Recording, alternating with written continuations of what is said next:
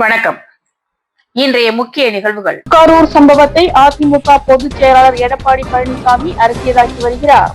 திமுக Jagath Ratchagan MP குற்றம் சாட்டியுள்ளார். புதுச்சேரியில் 100 ஆண்டுகளையும் கடந்த பாரம்பரிய அரசு உதவி பெறும் பள்ளியை மூடக்கூடாது. முன்னாள் மாணவர்கள் வலியுறுத்தல். ஆட்சியாளர்களை பார்த்து ஆளுநர் மிரளுவதாக ஆளும் கட்சி எம்எல்ஏ சாய் சரவணகுமார் பரபரப்பு பேட்டி. திடீரென அரசுக்கு எதிராக போர்க்கொடி தூக்கியுள்ளதால் பரபரப்பு. புதுச்சேரி மாநில நெசவாளர்கள் கூட்டுறவு சங்கம் சார்பில் மறைமலை அடிகள் சாலையில் அமைந்துள்ள பாண்டெக்ஸ் விற்பனை அரங்கில் தீபாவளி கைத்தறி கண்காட்சி துவக்கி வைத்தார் முதலமைச்சர் ரங்கசாமி. இனி விரிவான நிகழ்வுகள். கரூர் சம்பவத்தை அதிமுக பொதுச் செயலாளர் எடப்பாடி பழனிசாமி அரசியலாக்கி வருவதாக திமுக எம்பி ஜெகத் ரட்சகன் குற்றம் சாட்டியுள்ளார். புதுச்சேரியின் மண், மொழி, மானம் காக்க திமுக சார்பில் உடன்பிறப்பே வா பரப்புரை நிகழ்ச்சி மற்றும் 30 சட்டமன்ற தொகுதிகளிலும் குறைந்தபட்சம் 30% வாக்காளர்களை உறுப்பினர்களாக சேர்க்கும் நிகழ்வு புதுச்சேரி திமுக மாநில அமைப்பாளர் சிவா தலைமையில் நடைபெற்றது. இந்நிகழ்ச்சியில் கொள்கை பரப்பு செயலாளர் ஜெகத் ரட்சகன் எம்பி கலந்து கொண்டு உருளையன்பேட்டை, நெல்லித்தோப்பு, முத்தியால்பேட்டை, உப்பளம், ராஜ்பவன் தொகுதிகளில் உறுப்பினர் சேர்க்கையை தொடங்கி வைத்தார். பின்னர் செய்தியாளர்களை சந்தித்த ஜெகத் ரட்சகன் எம்பி, வளமான புதுச்சேரி, வலிமையான புதுச்சேரியை உருவாக்கும் வகையில் இன்று உறுப்பினர் சேர்க்கை தொடங்கியுள்ளது என்றும், புதுச்சேரி என்றுமே திமுக கோட்டைதான் எனவும், மேலும் அதனை வலிமைப்படுத்த அனைத்து தொகுதிகளிலும் உறுப்பினர் சேர்க்கையை தொடங்கி வைத்திருப்பதாகவும் குறிப்பிட்டார். கரூர் சம்பவத்தை அதிமுக பொதுச் செயலாளர் எடப்பாடி பழனிசாமி அரசியலாக்கி வருவதாகவும், கரூர் சம்பவத்தை அரசியலாக்க வேண்டாம் என்று ஏற்கனவே தமிழக முதலமைச்சர் கூறியிருப்பதாகவும், திமுகவில் எழுச்சியை பார்க்கும்போது தனக்கு 20 வயது குறைந்து போயிருப்பதாக மகிழ்ச்சி தெரிவித்தார். மேலும் எந்த குடும்பத்தில் எந்த தொண்டன் இறந்தாலும் அவர்கள் நம் குடும்பத்தை சேர்ந்தவர்கள் என்று நினைத்து வருத்தப்பட வேண்டும் என்று தமிழக முதலமைச்சர் ஸ்டாலின் குறிப்பிட்டிருப்பதாக தெரிவித்த அவர், இந்தியாவில் 2 கோடி தொண்டர்களை கொண்ட ஒரே இயக்கம் திராவிட முன்னேற்ற கழகம்தான் என்று தெரிவித்த ஜெகத் ரட்சகன், 2026 சட்டமன்ற தேர்தலில் கூட்டணி குறித்து தமிழக முதலமைச்சர் ஸ்டாலின் முடிவெடுப்பார் என்று கூறினார். புதுச்சேரியில் 100 ஆண்டுகளை கடந்த பாரம்பரிய அரசு உதவி பெறும் பள்ளியை மூடக்கூடாது என மாணவர்கள் வலியுறுத்தியுள்ளனர். புதுச்சேரி காலத்தீஸ்வரர் கோவில் வீதியில் சொசைட்டி புரோகிரஸ்தே என்ற அரசு உதவி பெறும் பிரெஞ்சு பள்ளி இயங்கி வருகிறது. 100 ஆண்டுகளையும் கடந்து பிரெஞ்சு இந்திய கலாச்சாரத்தின் அடையாளமாக விளங்கும் இந்த பள்ளி கட்டிடம் பழமையானதால் இதில் வகுப்புகளில் நடத்த கல்வித்துறை அனுமதிக்கவில்லை. இதனை சீரமைக்க 2 கோடி ரூபாய் தேவைப்படும் என்பதால் பள்ளி அறக்கட்டளை தரப்பில் எந்த முடிவும் எடுக்கப்படாமல் இருந்தது. இந்நிலையில் பள்ளி கட்டிடத்தை தனியார் உணவு விடுதி ஒன்றுக்கு வழங்க நடவடிக்கை எடுக்கப்பட்டுள்ளது. இதற்கான பணிகள் நடைபெற்று வருகின்றன. இதனை அறிந்த இந்த பள்ளியில் படித்த முன்னாள் மாணவர்களான வழக்கறிஞர்கள், தொழில் முனைவோர், கல்வியாளர்கள் மற்றும் சமூக ஆர்வலர்கள் அங்கு சென்று கல்விக்காக அறக்கட்டளை ஒதுக்கி இந்த கட்டிடத்தில் வேறு வணிக பணிகள் எதுவும் நடைபெறக்கூடாது என வலியுறுத்தினர். மேலும் இது தொடர்பாக மனு ஒன்றினை பள்ளி நிர்வாகத்திடம் அளித்தனர்.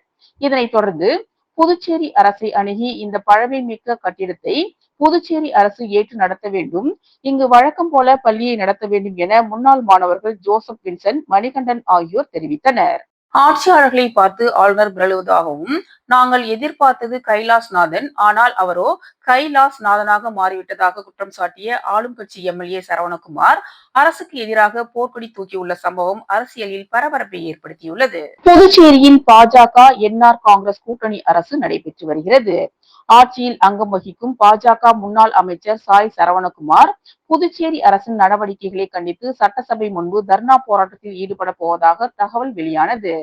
இதனை அறிந்த கட்சி மேலிடம் சாய் சரவணகுமாரிடம் கேட்டுக்கொண்டதன் பேரில் அவர் போராட்டத்தை தவிர்த்து சட்டசபை வெளியே செய்தியாளர்களை சந்தித்தார். அப்போது பேசிய அவர், பாஜக கூட்டணி ஆட்சி நடைபெறும் புதுச்சேரியில் பிரதமர் நரேந்திர மோடியின் 2 கண்களையும் குத்தி பார்க்கின்ற நடவடிக்கை தொடர்ந்து நடைபெற்று வருவதாகவும், RSS சிந்தனை உள்ள வலிமையான பாஜகவை குழி தோண்டி புதைக்கும் வேலைகள் நடைபெற்று வருவதாக குற்றம் சாட்டினார். மேலும் ஆளும் அரசில் உள்ள 16 சட்டமன்ற உறுப்பினர்களின் 4 பேர் ஆதிதிராவிட இனத்தை சேர்ந்தவர்கள் என்றும், அவர்களை ஒதுக்கி வைத்துவிட்டு அமைச்சரவை நடத்துவது ஜனநாயகத்தை கேலி கூத்தாக்கும் செயல் என்றும், புதுச்சேரியில் உள்ள ஆளுநர் ஆட்சியாளர்களை பார்த்து மிரளுகிறார்.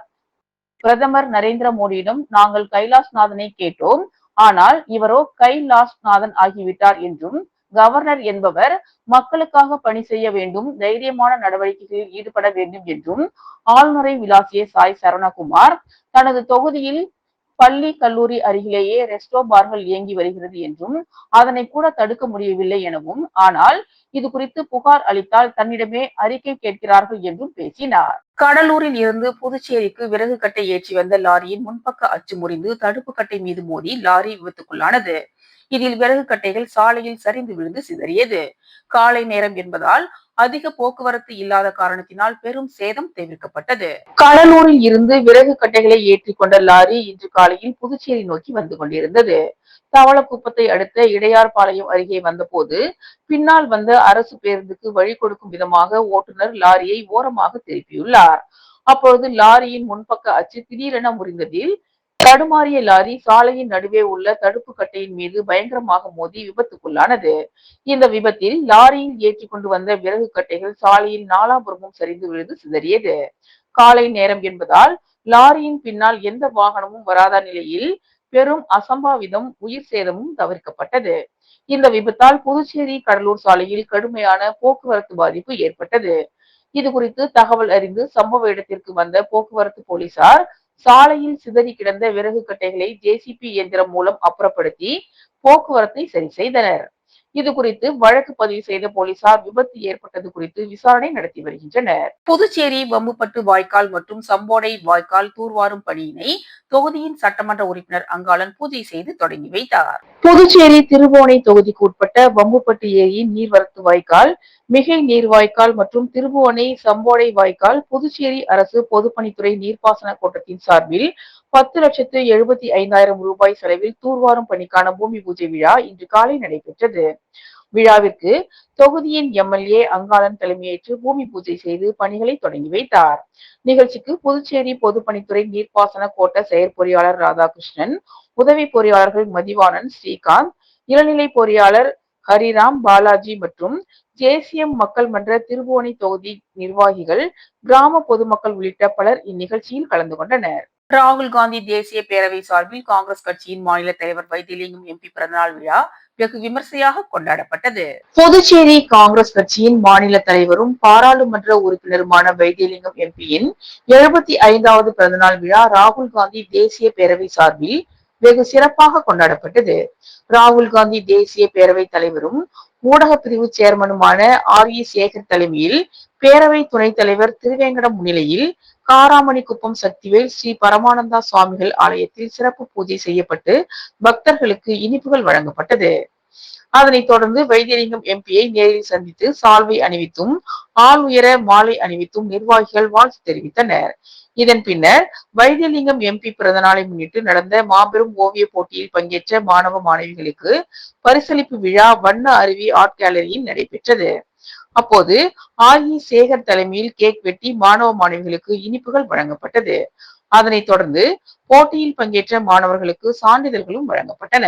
இந்நிகழ்ச்சியில் வழக்கறிஞர் பிரிவு மாநில தலைவர் மருது பாண்டியன், ராஜீவ்காந்தி பஞ்சாயத்து சங்கதன் தலைவர் அமுதரசன், முன்னாள் மத்திய மாவட்ட தலைவர் வழக்கறிஞர் பிரதீஷ், இருதயராஜ், அசோகன், தயாளன், பிரபு, புஷ்பராஜ், சங்கர் பாபு, கோவிந்தன், ரவிச்சந்திரன், ஆறுமுகம், ஹரிகிருஷ்ணன், அன்பழகன், சத்யசீலன், நாராயணன், ஆறுமுகம், சிவபெருமாள், நாராயணசாமி, தாண்டவராயன், ராமராஜ், குணபூஷணம் மற்றும் வண்ண அருவி ஆர்ட் கேலரி நிறுவனர் ராஜேஷ், மரி, புளோமினா, ஓவியர்கள் சக்திதாசன், ராம்குமார் ஆகியோர் கலந்து கொண்டனர். புதுச்சேரி தட்டாஞ்சாவடியில் உள்ள புனித பாத்திமா ஆலயத்தின் 71வது ஆண்டு பெருவிழா கொடியேற்றத்துடன் தொடங்கியது. இதில் அரசு கொறடா ஏகேடி ஆறுமுகம் உள்ளிட்ட திரளான கிறிஸ்தவர்கள் கலந்து கொண்டு சிறப்பித்தனர். புதுச்சேரி மாநிலம் தட்டாஞ்சாவடியில் எழுந்தருளியுள்ள புனித பாத்திமா அன்னை ஆலயத்தின் 71ஆம் ஆண்டு பெருவிழா இன்று கொடியேற்றத்துடன் தொடங்கியது.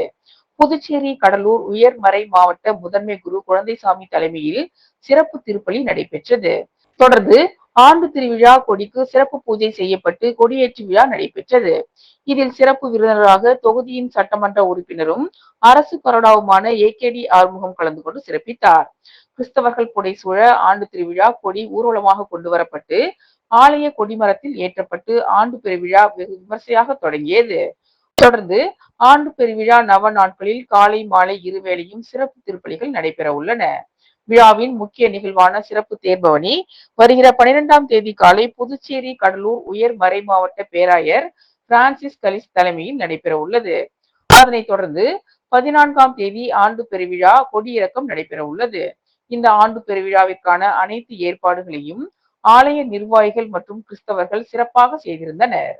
புதுச்சேரி மாநில நெசவாளர்கள் கூட்டுறவு சங்கம் சார்பில் மறைமலை அடிகள் சாலையில் அமைந்துள்ள பாண்டெக்ஸ் விற்பனை அரங்கில் தீபாவளி கைத்தறி கண்காட்சியை முதலமைச்சர் ரங்கசாமி துவக்கி வைத்தார். புதுச்சேரி மாநில நெசவாளர்கள் கூட்டுறவு சங்கம் சார்பில் மறைமலை அடிகள் சாலையில் அமைந்துள்ள பாண்டெக்ஸ் விற்பனை அரங்கில் தீபாவளி கைத்தறி கண்காட்சி இன்று தொடங்கியது.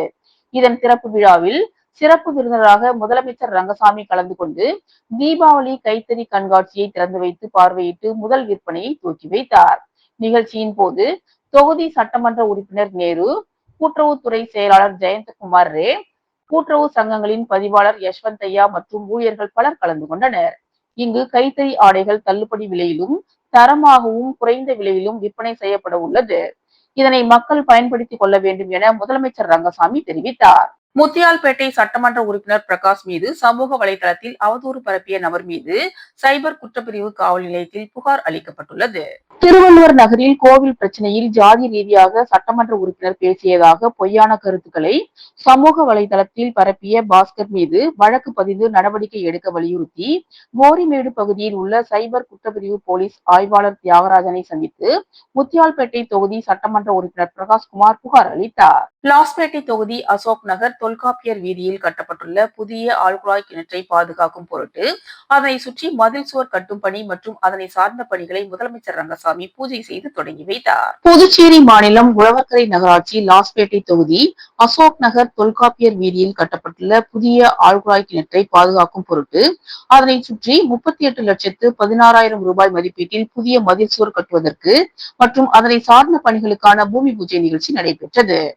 இதில் சிறப்பு விருந்தினராக முதலமைச்சர் ரங்கசாமி கலந்து கொண்டு பணிகளை பூமி பூஜை செய்து தொடங்கி வைத்தார். நிகழ்ச்சியின் போது பொதுப்பணித்துறை அமைச்சர் லட்சுமி நாராயணன், தொகுதியின் சட்டமன்ற உறுப்பினர் வைத்தியநாதன் ஆகியோர் கலந்து கொண்டு சிறப்பித்தனர்.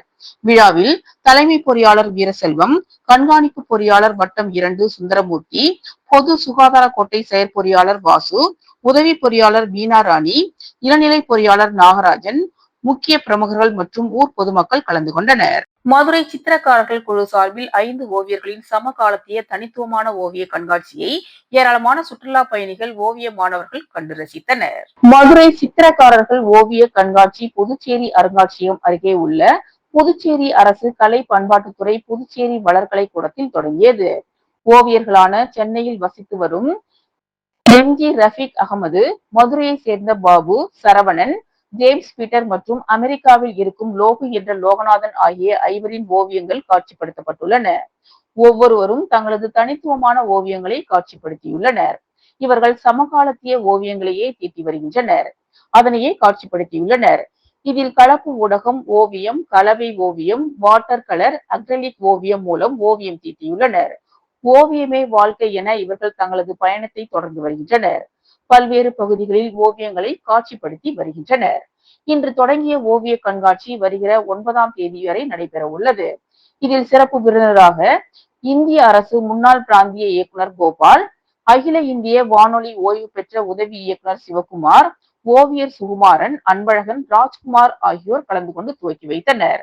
இந்த ஓவிய கண்காட்சியை புதுச்சேரிக்கு சுற்றுலா வந்த வெளி மாநில சுற்றுலா பயணிகள் மற்றும் ஓவியர்கள், ஓவிய மாணவ மாணவிகள் பலர் பார்வையிட்டு ரசித்து செல்கின்றனர். ஷிட்டா ஸ்கூல் ஆஃப் கராத்தே 2 இந்தியாவின் மாநில அளவிலான 2வது கராத்தே பயிற்சி முகாமை அரும்பாத்தபுரம் ப்ளூ ஸ்டார் பள்ளியில் முன்னாள் சபாநாயகர் எம்என்ஆர் பாலன் துவக்கி வைத்தார். ஷிட்டோ ஸ்கூல் ஆஃப் கராத்தே 2 இந்தியாவின் மாநில அளவிலான 2வது கராத்தே பயிற்சி முகாம் அரும்பாத்தபுரம் ப்ளூ ஸ்டார் மேல்நிலைப் பள்ளியில் நடைபெற்றது. விழாவிற்கு கிராண்ட் மாஸ்டர் அன்சி ஜாக்கோப் தேவகுமார் தலைமை தாங்கினார். விழாவில் சிறப்பு விருந்தினராக முன்னாள் சபாநாயகர் எம்என்ஆர் பாலன் கலந்து கொண்டு பயிற்சி முகாமை துவக்கி வைத்தார். பின்னர் மாணவ மாணவிகளுக்கு சான்றிதழ்களை வழங்கினார். இதில் ப்ளூ ஸ்டார் பள்ளியின் துணை தாளாளர் சாலை சிவசெல்வம் சிறப்புரையாற்றினார். தலைமை பயிற்சியாளர் விமல், முருகன், முருகையன், சங்கர் ஆகியோர் மாணவ மாணவிகளுக்கு பயிற்சிகளை அளித்தனர். விழா ஏற்பாடுகளை கிங்மேக்கர் லட்சுமணன், கராத்தே அகாடமி தலைவர் ராஜேஷ் தலைமையில் பயிற்சியாளர்கள் மோகன், ஜானகிராமன், மணிகண்டன், நாகராஜ், வெள்ளையப்பன், சரவணன், சந்தோஷ், ராஜசேகர் ஆகியோர் சிறப்பாக செய்திருந்தனர். இதேபோல அரும்பாத்தபுரம் பகுதியில் புதியதாக துவங்கப்பட்ட கராத்தே பயிற்சி பள்ளியையும் முன்னாள் துணை சபாநாயகர் எம்என்ஆர் பாலன் கலந்து கொண்டு துவக்கி வைத்தார். புதுச்சேரி அரசு கூட்டுறவுத்துறையும் புதுவை மாநில கூட்டுறவு ஒன்றியமும் இணைந்து புதுச்சேரி கூட்டுறவுத்துறையில் பணிபுரியும் அதிகாரிகளுக்கு ஒருநாள் யோகா விழிப்புணர்வு மற்றும் யோகா பயிற்சி வகுப்பினை நடத்தினர். இந்திய தேசிய கூட்டுறவு அமைச்சகத்தின் வழிகாட்டுதலின்படி கூட்டுறவு ஒன்றியம் வளாகத்தில் யோகா பயிற்சியினை நடத்தியது. இந்த பயிற்சியினை கூட்டுறவு சங்கங்களின் பதிவாளர் யஷ்வந்தையா தலைமையேற்று குத்துவிளக்கேற்றி துவக்கி வைத்தார். விழாவில் கூட்டுறவு ஒன்றியத்தின் மேலாண் இயக்குனர் வீர வெங்கடேஸ்வரி வரவேற்புரையாற்றினார். துணை பதிவாளர் ரமேஷ், கூட்டுறவு வங்கியின் மேலாண் இயக்குனர் குமரன், கூட்டுறவு அதிகாரிகள் வரலட்சுமி, தனலட்சுமி, பான்லே மேலாண் இயக்குனர் வடிவேல் முருகன் மற்றும் நிர்வாக அதிகாரி வெங்கடேஷ் ஆகியோர் விழாவில் கலந்து கொண்டனர். பயிற்சியில் கலந்து கொண்ட சிறப்பு விருந்தினர்கள் அனைவரையும் மேலாண் இயக்குனர் வீர வெங்கடேஸ்வரி சால்வை அணிவித்து கௌரவித்தார்.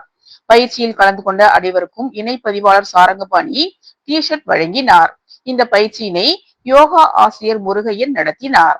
முன்னதாக ஒன்றியத்தின் சிறப்பு அதிகாரி ரங்கநாதன் நிகழ்ச்சியை தொகுத்து வழங்கினார். இந்த பயிற்சியில் கூட்டுறவுத்துறை அதிகாரிகள், முதுநிலை மற்றும் இளநிலை கூட்டுறவு அதிகாரிகள் 50 பேர் கலந்து கொண்டு யோகா பயிற்சி பெற்றனர். இத்துடன் இன்றைய நிகழ்வுகள் நிறைவடைந்தன. வணக்கம்.